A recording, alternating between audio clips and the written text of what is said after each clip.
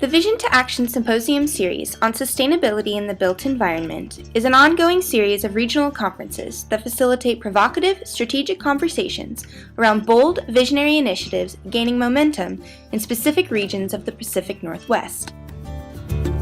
The following presentation is from the March 5, 2015 Vision to Action Symposium at the University of Washington, Tacoma. The topic was Adapting to Low-Impact Development, the New World of Stormwater Management.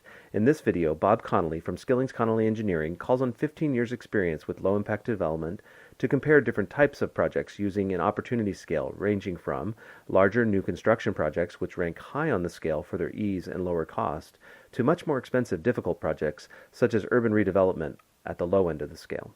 To see all 9 videos in this series, please visit www.vision2action.us. I'm Bob Connolly. I'm I guess an engineer, but I think more importantly an interpreter. Wow, there's a lot of information here. There's things that work really well, there's lots of regulations, and I've got that on one side, and I get clients that come in that are over the last 40 years and hundreds of drainage projects later, and there's private and there's public. Those are my clients. And they want to do something. If it's a road, it's a parking lot, they want to do something, they want to make it fantastic. And they don't know anything about the regulations, typically.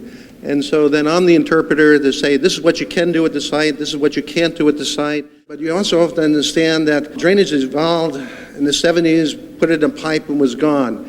And then it flooded people out. In the 80s, there was no regulations, and there was retention and detention. That worked pretty good most of the time. And then we got into some treatment facilities in the 90s, and that works even better. I think the LID is going to work fantastic. I can make it work on any site. It's just a matter of how much on each site can you make it work. Developers that I've had for clients in the last few years, they wanted to do LID, and it was so difficult to do it, they gave up. We've been more fortunate now the DOE has the new regulations coming out to be able to say, you know, there's good reasons to do it. There's maintenance, I think we've got that figured out, the costs are figured out. There's even incentives. DOE is really nice and gives you money to do some of these new projects. But it really is a collaborative type of a process, and we build teams. On any team, you've got to have experts. You've got your landscape architects, you have your geologists, you have your zoning experts, you have your planners, and that's great that we have them all together, and it's also easier to have a collaborative big team on bigger projects. On smaller projects, it's very, very costly. And I like to say, what is it, all the good sites are gone. I wish I had LID years back so I could have some of these sites that could work better. And I'd like to kind of concentrate on that a little bit in a couple of slides here. Out in the county, out in the area where you have density, requirements that are not so dense, real simple, real easy to do LID. But when you start getting into the urban growth areas, into the sites that have a lot of critical areas, that have I just say issues. So there's steep slopes, I can't get the work over here, and I've got a development that's going in that's, if it's larger, if I've got 20 acres, fantastic, I love those. If it's 1,500 acres, that's even better, that's like easy street. But when you get 5 acres, 2 acres, I call them the ma and pa developments, that's where the engineers have a real difficult time being the interpreters of the regulations. That's where the regulators, the people checking the plans, are going to have a very difficult time also. Done industrial commercial sites, new ones, fantastic, great opportunities to make LID work. On expansions, very low. They have it all paved already, and they're kind of stingy. They don't want to take the asphalt out and put new asphalt down. Redevelopment, I say, is medium. We've got a site, we're just going to level it out, take the old out, and put something new in. You have a good chance of getting LID in there, but you got to remember too that these sites used to have like rolling hills, and now they've been flattened. So it's been cut in areas down to the hard pan in places, down to unpermeable soils, and in other areas the soil looks good, but it's like a pothole because it's been filled in.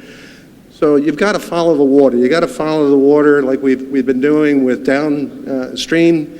analysis, you need to follow the water once it goes into the ground. I've had cities say, let's do some pervious pavement. This is a couple of years ago, and great idea. And the thing is, they didn't do any homework up front to see if they would actually perk. And they didn't take a look at, gee, it's going to come out about 50 feet away from here. It's going to come out and flood this apartment complex. Those are the difficult ones. Those are the ones that you got to be very, very creative and see how we're going to get LID to work. Residential, like I said, it starts with, I guess, due diligence. When we start looking at trying to buy a piece of property from Ma and Pa, they're retiring, they're selling their 3 acres. And it'd be really helpful if we could have scoping meetings to come in, talk with the regulators saying, this is what we have, what do you think we can do here? It'd be great to have a library of nearby successes, and you can put it on your GIS, on your webpage, to show clients this is what they've been doing and it works. We have 30, 60, 90 review process, right? That's great. But with development, what you have is, well, go do it, and when you're done, send in the plans. Well, you come in and you don't like what it is, and it doesn't seem to work so well, or, gee, they're not putting LID in where they should. They're putting LID in where it doesn't work, and then they have to redo all the plans over again at a great expense. A lot of the regulations, the zoning, don't mesh with the LID requirements. And things that I have seen, it's getting much better, and hopefully with the rewrite of some of the zoning and some of the regulations there on critical areas will help us out a little bit. I think that we need to be working together. The reviewers early on need to be able to work with the developers, work with what's being proposed early on to make a successful project. And recently I've had great, I guess, maximum extent feasible experience with getting some deviations and variances. When I go to a hearing examiner and say, gee, we're going to do this, but we need to change this a little bit to make it work, if I have the county and the city staff with their staff report behind me saying this is a good time to do this, the hearing examiner goes along with it. And even with the rewrite of zoning and regulations that we're all into right now, we're going to make mistakes. No one's perfect, and we don't know what all the answers are yet, but we need to work together on that. Thank you.